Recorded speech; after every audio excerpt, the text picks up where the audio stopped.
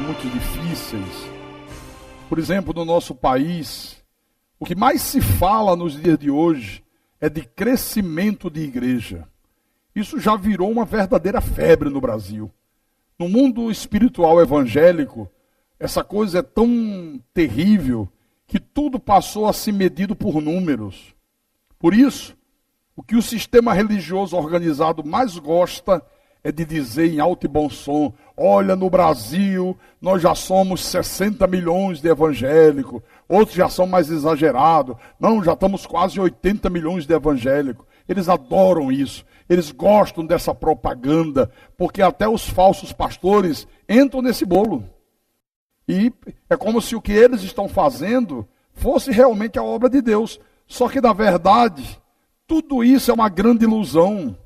O que tem acontecido na nossa nação, em muitos lugares nesse mundo afora, é que o que mais existe no nosso país são pessoas que se agregam a um movimento religioso qualquer denominação, mas pessoas que nunca se converteram.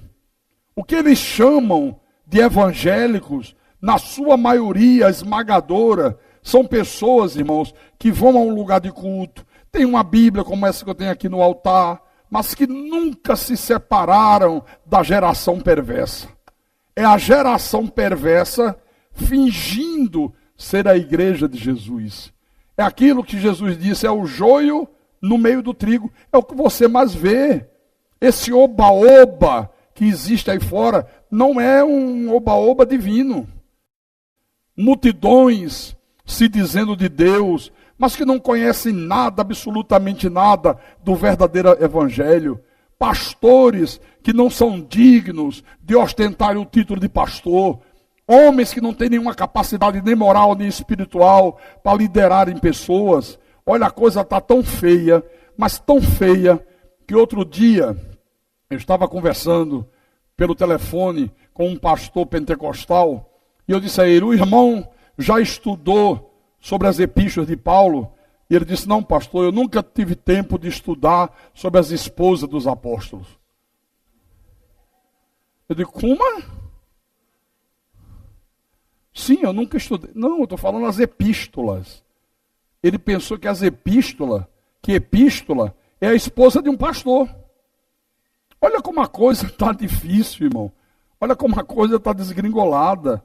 O conhecimento de Deus foi reduzido a meia dúzia de frases de efeito, que você vê as pessoas repetindo mecanicamente como se fosse um mantra. Oh, o melhor de Deus ainda está por vir. Olha, Deus vai te dar dupla honra. Eu sou cabeça, eu não sou cauda. O Senhor é o meu pastor e nada me faltará. O conhecimento de Deus está reduzido a isso.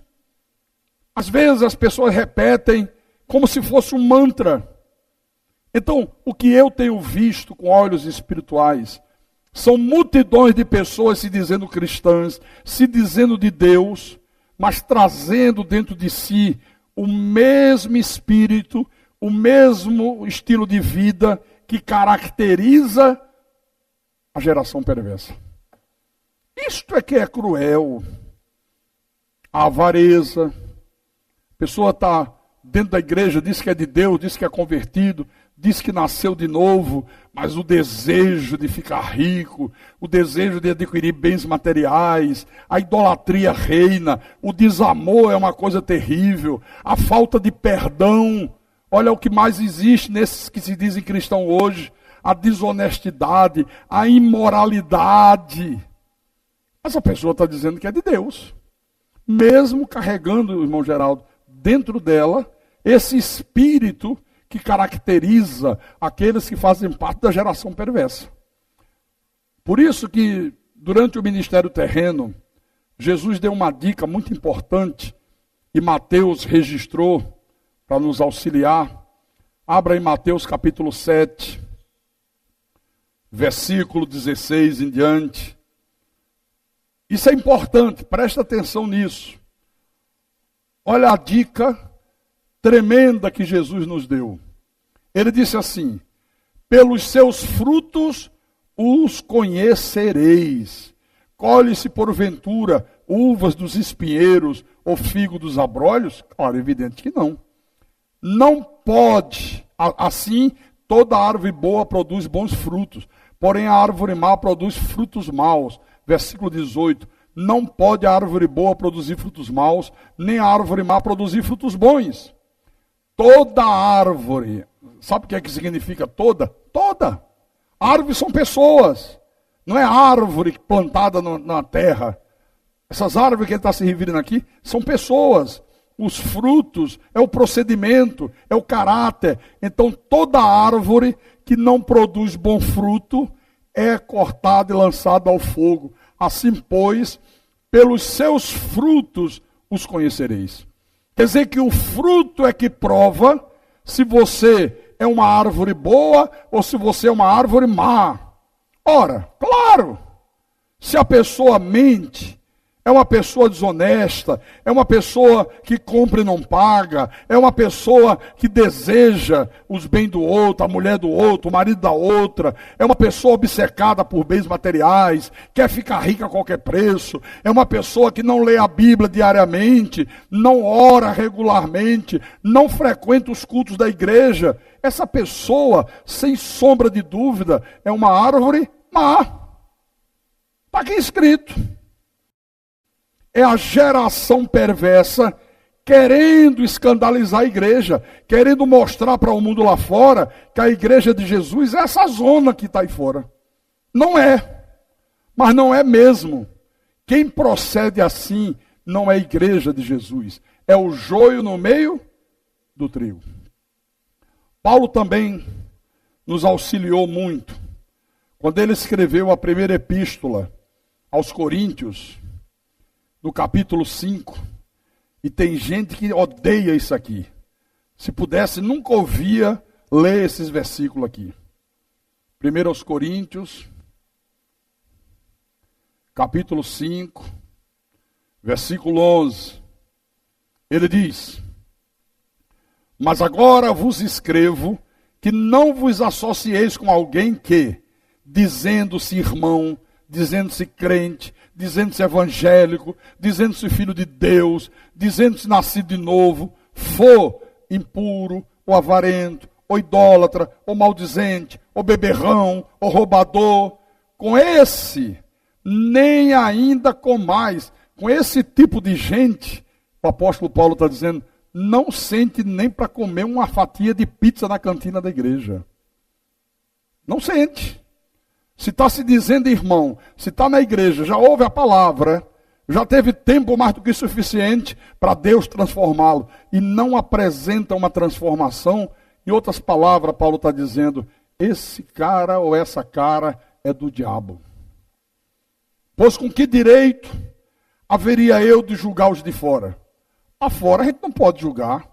Como é que eu vou saber se o cara que está passando ali na rua drogado é de Deus ou não é de Deus? Não tem como saber. Pode ser uma ovelha e no tempo de Deus vai receber vida outra vez. Mas quando está dentro da igreja, ouviu a palavra, diz que crê na verdade e apresenta um comportamento como esse aqui, ele diz, não pode. Os de fora, porém, Deus os julgará. Expulsai, pois, dentre vós o malfeitor. Manda expulsar do convívio dos santos. Então veja, além de um comportamento errado, tanto moralmente como espiritualmente, existe uma outra característica que identifica uma pessoa que é parte da geração perversa. Qual é a característica? O inconformismo. Toda pessoa inconformada, toda pessoa que é insatisfeita, que tem uma insatisfação crônica com o que tem, ela é uma pessoa vazia de Deus. Totalmente vazia de Deus. Isso é muito importante você prestar atenção, viu? Eu vou explicar isso aqui. Primeiro, eu quero que você veja o que Paulo disse a Timóteo. Depois eu vou explicar. Mas antes eu quero primeiro vir aqui. 1 Timóteo capítulo 6, versículo 8, para que a gente entenda essa coisa do inconformismo. Encontraram? 1 Timóteo capítulo 6, versículo 8. Vou ler. Ele diz: tendo sustento e com que nos vestir, estejamos contentes.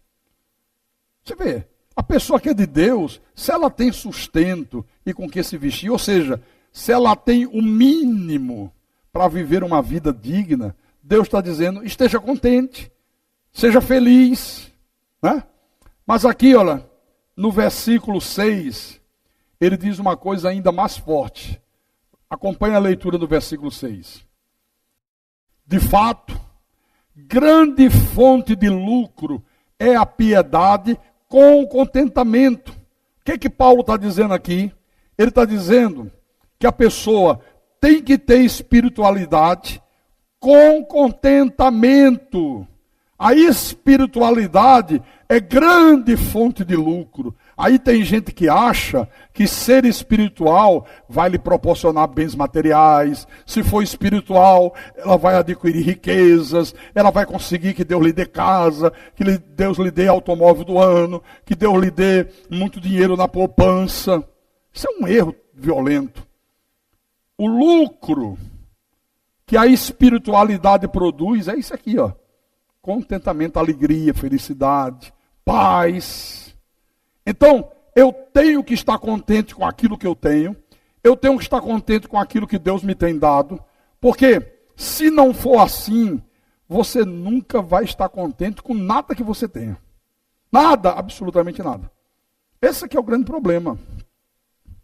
Dizem que quando Rockefeller era o homem mais rico do mundo, porque hoje, né, morreu, mas na época que era o Rockefeller, diz que um repórter se aproximou dele num evento qualquer e disse: Rockefeller, qual é a quantidade de dinheiro que você precisa para ser feliz? Ele era o homem mais rico do mundo. Assim que ele olhou para o repórter e disse, sorriu, disse: um pouquinho mais do que o que eu já tenho. Um pouquinho mais do que o que eu já tenho.